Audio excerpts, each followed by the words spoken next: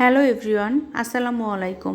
অনেক দিন পর একটা ডেইলি ব্লগ শেয়ার করছি আপনাদের সাথে। আশা করছি সবাই ভালো আছেন, সুস্থ আছেন।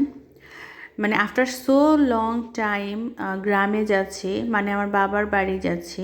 যদিও আমার বাবার বাড়ি একদম গ্রামে না, উপজেলা শহরে। তো যাই হোক, চলে এসেছি। সেটা হচ্ছে একদম শীতকাল, যেহেতু গ্রামে বাসায় এসেই আসলে আর কোনো কথা নাই, বা বিকেলবেলার ভিডিও ক্লিপ আপনাদের সাথে শেয়ার করছি। বাসায় আসা মানেই হচ্ছে পিঠা খাওয়া। তো চলে এসেছি ছাদে। আম্মা অলরেডি পিঠার অ্যারেঞ্জমেন্ট শুরু করে দিয়েছে। আর শীতের পিঠা মানেই তো হচ্ছে আমাদের এখানে, আমাদের সবার অনেক পছন্দের পিঠা হচ্ছে দুধ চিতই পিঠা। এবং দুধ চিতই পিঠার একটা স্পেশালিটি হচ্ছে, এটা মাটির চুলাতে যতটা বেশি ভালো লাগে, সেটা গ্যাসের চুলায় অতটা ভালো হয় না। আর আমাদের ছাদে একটা অ্যারেঞ্জমেন্ট আছে যে ছোটোখাটো এই ধরনের পিঠা চিড়া বানানোর জন্য ছাদে আম্মা এরকম একটা চুলা বানিয়ে রেখেছে, যেটা সিমেন্ট দিয়ে বানানো। যাই হোক, বাসায় এসে বিকেলবেলাতেই আমরা চলে এসেছি এখানে। পিঠার আয়োজন চলছে, সবাই মিলে চলে আসলাম।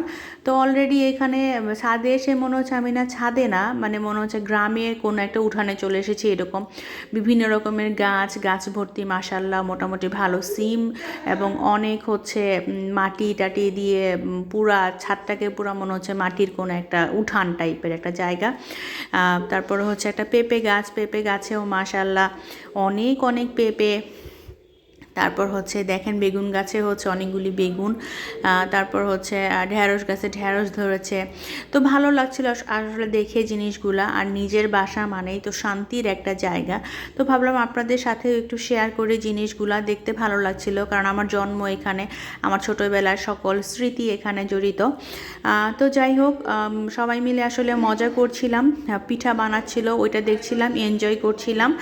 পাশাপাশি হচ্ছে এখানে পিঠা বানানো দেখছিলাম। তো দেখতে পাচ্ছেন এখানে পেঁয়াজ গাছও লাগানো ছিল। এখানে হচ্ছে পেঁয়াজ বানানোর জন্য যেটা হয়, মানে মাঝে মাঝে খাওয়ার জন্য, ভর্তা খাওয়ার জন্য। তারপর সিম গাছে অনেক অনেক মাশাল্লাহ সিম ধরেছিল। মেইনলি আমাদের বাসায় সিম বা বিভিন্ন ফল সবজির যে যোগানগুলা, সেগুলা আলহামদুলিল্লাহ আমাদের ছাদ থেকেই নাকি হয়ে যায়। আমাদের বাসায় যেহেতু সদস্য সংখ্যা কম, আর আমরা বোনেরা যেহেতু সবাই বলতে গেলে ঢাকাতে থাকি। তো দেখেন পিঠার আয়োজন চলছে। মাটির চুলা না, এটা মেইনলি হচ্ছে সিমেন্ট দিয়ে বানানো চুলা। সেখানে মোটামুটি একটু কাঠখড় পুড়িয়েই হচ্ছে মোটামুটি টাইম নিয়ে চুলাটা জ্বালানো লাগলো। তো যাই হোক, চুলাটা হয়ে যাওয়ার পরে যেটা হয়েছে, চুলাটা অন করে দেওয়ার পরে তো এরপর পিঠা বানানোর কাজ করছিল আম্মা, ভাই।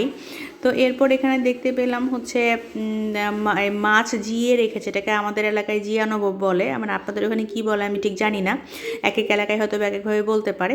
মানে টাকি মাছ কিনে মাটিতে জিয়ে রেখেছে। তো ওইটাও আমি দেখছিলাম নিজেও। তো আপনাদের কাছেও শেয়ার করলাম। টাকি মাছ ভর্তা খেতে তো অনেক মজা। তো অলরেডি চিতই পিঠা হয়ে যাচ্ছে, মানে একদিক থেকে চিতই পিঠা ভাজতেছে, ভেজে ওখানে রাখতেছে, আমরা খাচ্ছিলামও চিতই পিঠাও, আবার এখানে দুধেও ভিজাচ্ছিল। তো এইটাই দেখেন অলরেডি যেটা হচ্ছে, এই কাজটা কিন্তু আমি দেখেন করতে গিয়ে আমি আম্মাকে বললাম, দেখো আম্মা আমি একটু ট্রাই করি। মানে উনি হচ্ছে কাজটা করছিলেন, মাঝখানে হচ্ছে আজান দিয়ে দেয়। আজান দিয়ে দেওয়ার পরে হচ্ছে আমাকে বলে যে তাহলে ঠিক আছে তুই একটু দেখ, আমি নামাজ পড়ে আসি। দেন আমি যখন চুলাতে বসার পরে হয় কি, আমি ওটা ভেঙে ফেলি। তো এর মধ্যে ভাগ্য ভালো ছিল যে আব্বা আরও নতুন দুইটা, এটাকে কান কড়াই বলে আমাদের এলাকায়, মানে চিতই পিঠা ভাজারিয়া, ওইটা অলরেডি আমি ভেঙে ফেলেছি ভাজতে গিয়ে। নতুন আরেকটা ভাগ্যিস কিনে এনেছিল। এর মধ্যে আবার আমার বোন আর আমার ভাই মিলে মানে একদম ফ্রেশ গাছের সিম তুলছিল, এটাও আপনাদেরকে দেখাচ্ছিলাম।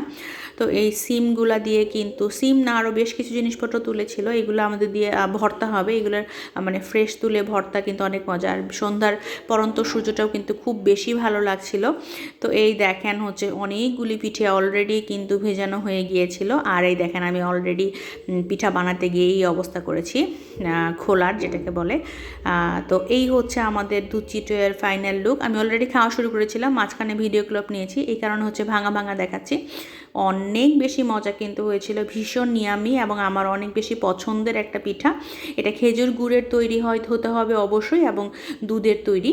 তো যাই হোক, এবং এই এতগুলা সবজি যেগুলো দেখতে পাচ্ছেন আলহামদুলিল্লাহ, এগুলো কিন্তু আমাদের ছাদেরই ছিল।